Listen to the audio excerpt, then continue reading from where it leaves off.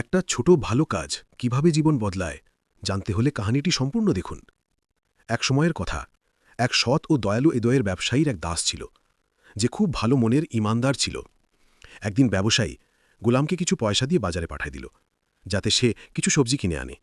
গোলাম বাজারে গেল, সবজি কিনল আর বাকি পয়সা নিয়ে ফিরে এলো।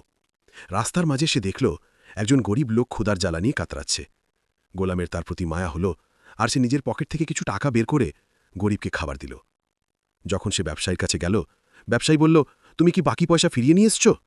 গোলাম ব্যক্তি ইমানের সাথে বলল, জি হ্যাঁ, কিন্তু আমি কিছু পয়সা দিয়ে এক ক্ষুধার্তকে খাবার দিয়েছি। ব্যবসায়ী খুশি হয়ে বলল, যা তুমি আল্লাহর রাস্তায় দিয়েছ তা কখনো বৃথা যাবে না, বরং আল্লাহ তার 10 গুণ বেশি তোমাকে দিবে। কিছুদিন পর ব্যবসায়ীর ব্যবসা আগের চেয়ে আরও বেশি উন্নতি করতে লাগল। মুনাফা বাড়তে লাগল, আর সে আগের থেকে বেশি খুশি জীবনযাপন করছিল। সে বুঝে গেল তার এই উন্নতি গোলামের ইমানি কাজকর্মের জন্যই হচ্ছে। শিক্ষা: আল্লাহকে খুশি করার জন্য করা কাজ কখনো বৃথা যায় না, বরং দুনিয়া আর আখিরাত উভয় দিকেই সফলতা আনে।